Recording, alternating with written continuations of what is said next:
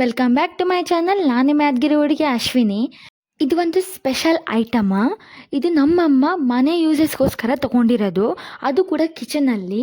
ಇದು ಯಾವ ಥರ ಯೂಸ್ ಆಗುತ್ತೆ, ಇದನ್ನ ಏನಂತ ಕರೀತಾರೆ ಅಂತ ಪೂರ್ತಿಯಾಗಿ ನೋಡೋಣ. ಇದ್ರ ಉಪಯೋಗ ಎದಕ್ಕಾಗುತ್ತೆ ಅಂತ ನಿಮಗೂ ಗೊತ್ತಾಗುತ್ತೆ.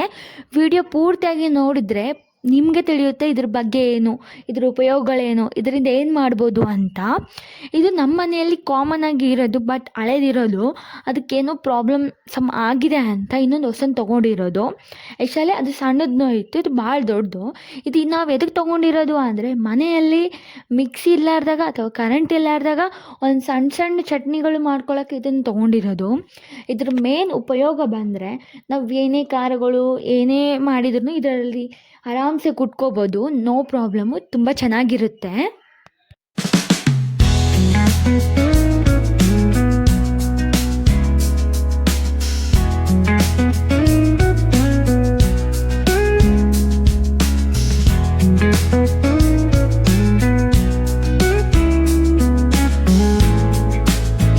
ಮನೇಲಿ ತಂದ ತಕ್ಷಣ ಡೈರೆಕ್ಟಾಗಿ ನಾವು ಉಪಯೋಗ ಮಾಡ್ಕೊಳ್ಳಲ್ಲ.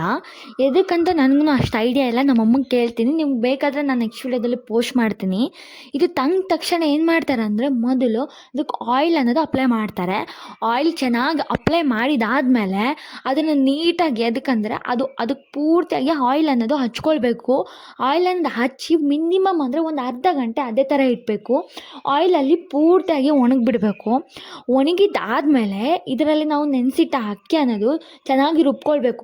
ರುಬ್ಬಿದ ತಕ್ಷಣ ಅದನ್ನು ತೊಳೆಯೋದ್ರಿಂದ ಏನಾಗುತ್ತೆ ಅಂದರೆ, ನಾವು ನೆಕ್ಸ್ಟ್ ಟೈಮ್ ಯೂಸ್ ಮಾಡೋಕ್ಕೂ ಚೆನ್ನಾಗಿ ಈಸಿಯಾಗಿರುತ್ತೆ. ನಾವು ಈ ಥರ ಆಯಿಲ್ ಹಚ್ಚಿ ನೆನೆಸಿಟ್ಟ ಅಕ್ಕಿ ಅನ್ನೋದು ರುಬ್ಕೊಳ್ಳೋದ್ರಿಂದ ಏನಾಗುತ್ತೆ ಅಂದರೆ, ಕಲ್ಲು ಅನ್ನೋದು ಸ್ಮೂತಾಗಿ ಆಗುತ್ತೆ. ರುಬ್ಕೊಳ್ಳೋಕೆ ಮುಂಚೆ ಏನು ಮಾಡಬೇಕಂದ್ರೆ, ಮೊದಲು ಇದು ಕಲ್ಲಿಗೆ ಪೂಜೆ ಮಾಡಬೇಕು. ಇದನ್ನು ಲಕ್ಷ್ಮೀ ಥರ ಅಂತ ಹೇಳ್ತಾರೆ, ಅದಕ್ಕೋಸ್ಕರ ಕಂಪಲ್ಸರಿ ಪೂಜೆ ಮಾಡ್ತಾರೆ. ಹಾಗೆ ಹಬ್ಬಗಳು ಯಾವುದೇ ಫಂಕ್ಷನಲ್ಲಿದ್ದರೆ ಮೊದಲು ಇದನ್ನ ಪೂಜೆ ಮಾಡೇ ಮಾಡ್ತೀವಿ ನಮ್ಮ ಕಡೆ ಅಂತೂ. ಇದನ್ನು ನೀವು ಏನಂತ ಕರಿತೀರಿ ಅಂತ ನನಗೊಂದ್ಸತಿ ಕಾಮೆಂಟಲ್ಲಿ ಪಿನ್ ಮಾಡಿ. ಇದಕ್ಕೆ ಏನಂತಾರೆ ಅಂತ ನನಗೆ ಅಷ್ಟು ಐಡಿಯಾ ಇಲ್ಲ. ನನಗೆ ತಿಳಿಸಿದಾಗೆ ಇದು ಒಕ್ಕಲಿಗೆ ಅಂತಾರೆ, ಬಟ್ ನಿಮ್ಮ ಕಡೆ ಇದನ್ನು ಯಾವ ಥರ ಏನಂತ ಕರೀತಾನೆ ಅಂತ ನನಗೂ ಗೊತ್ತಾಗಬೇಕು ಅಂದರೆ ಇದಕ್ಕೆ ಕಾಮೆಂಟ್ ಮಾಡಿದರೆ ನನಗೆ ಗೊತ್ತಾಗುತ್ತೆ.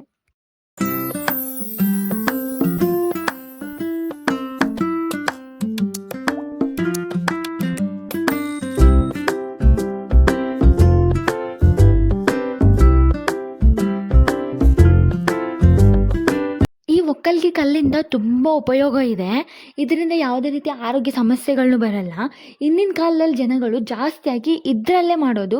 ಎಷ್ಟರಲ್ಲಿ ಆಗಿನ ಕಾಲದಲ್ಲಿ ಏನಂದರೆ ಮಿಕ್ಸಿ ಅವೆಲ್ಲ ಇರಲಿಲ್ಲ, ಇದರಲ್ಲೇ ಕುಟ್ಟೋದ್ರಿಂದ ಇನ್ನೂ ದೊಡ್ಡನೂ ಇರ್ತವೆ, ಬಟ್ ನಮ್ಮಲ್ಲಿ ಇರೋದು ಸಣ್ಣದು. ಹಾಗೆ ಇದ್ರ ಥರ ಇನ್ನೂ ದೊಡ್ಡನೂ ಜಾಸ್ತಿ ಇರುತ್ತವೆ, ಬಟ್ ನಮ್ಮಲ್ಲಿರೋವು ಇದು ಇನ್ನೊಂದು ಥರದ್ದು ಇದೆ.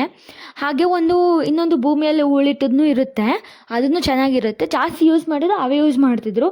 ಇವಾಗ ಮಿಕ್ಸಿ ಅವು ಇವು ಬಂದಾಗ ಇವೆಲ್ಲ ಬಂದಾಗಿವೆ, ಬಟ್ ಪರವಾಗಿಲ್ಲ ಅಂತ ನಮ್ಮ ಮನೆಯಲ್ಲೂ ಇದು ಒಂದು ಇರಬೇಕು ಅಂತ ನಮ್ಮಮ್ಮ ತಂದಿರೋದು. ಇದರಿಂದ ತುಂಬ ಉಪಯೋಗ ಇದೆ.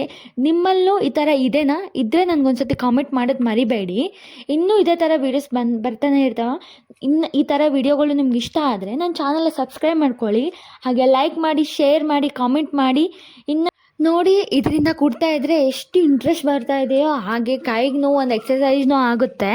ಹಾಗೆ ಚೆನ್ನಾಗಿ ಅನಿಸ್ತಾ ಇದೆ, ನನಗಂತೂ ಚೆನ್ನಾಗಿದೆ. ಯಾಕಂದರೆ ನಾನೆಲ್ಲ ಮೊದಲು ಯೂಸ್ ಮಾಡಿರಲಿಲ್ಲ. ಇದು ಇವಾಗ ನಮ್ಮಮ್ಮ ತಂದ ಮೇಲೆ ನಾನು ಯೂಸ್ ಮಾಡಿರೋದು. ಎಷ್ಟು ಮಸ್ತಿದೆ ನೋಡಿ. ಮಿಕ್ಸಿಗಂತ ಇದು ಬೆಟರ್ ಅಂದ್ಕೋಬೋದು, ಬಟ್ ಇವಾಗಿನ ಕಾಲದಲ್ಲಿ ಮಿಕ್ಸಿ ಜಾಸ್ತಿ ಬಂದದಕ್ಕೆ ಮಿಕ್ಸರೇ ಜಾಸ್ತಿ ಯೂಸ್ ಮಾಡ್ತಾರೆ. ಇದು ಮನೇಲಿ ಇದ್ದಿದ್ದವರು ಇದನ್ನು ಯೂಸ್ ಮಾಡ್ಬೋದು, ನೋ ಪ್ರಾಬ್ಲಮ್. ನಮ್ಮ ಮನೇಲಿ ತಂದದಕ್ಕೆ ಇದನ್ನು ಯೂಸ್ ಮಾಡಿರೋದು.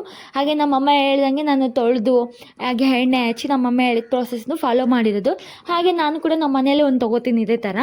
ಚೆನ್ನಾಗಿದೆ ಅಲ್ಲ? ಚೆನ್ನಾಗಿದೆ ಅಂದರೆ ಚೆನ್ನಾಗಿದೆ ಅಂತ ನನಗೊಂದ್ಸತಿ ಕಾಮೆಂಟ್ ಮಾಡಿ. ಇನ್ನು ಇದೇ ಥರ ವೀಡಿಯೋಸ್ನು ಬರ್ತಾ ಇರ್ತವೆ. ಹಾಗೆ ಬೇಕು ಇನ್ನು ಇದೇ ಥರ ವೀಡಿಯೋಸು ಅಂದರೆ ಕಿಚನ್ ವೀಡಿಯೋಸು ನನಗೆ ಕಾಮೆಂಟ್ ಮಾಡೋದು ಮರಿಬೇಡಿ. ನನ್ನ ಚಾನಲ್ ಬಂದುಬಿಟ್ಟು ಯಾದಗಿರಿ ಹುಡುಗಿ ಚಾನಲ್ ಅಂತ. ಹೊಸದಾಗಿ ನೋಡಿದರೆ ಚಾನಲ್ ಸಬ್ಸ್ಕ್ರೈಬ್ ಮಾಡ್ಕೊಳ್ಳಿ. ಇನ್ನೂ ವೀಡಿಯೋಸ್ ನೋಡ್ತಾನೆ ಇರಿ.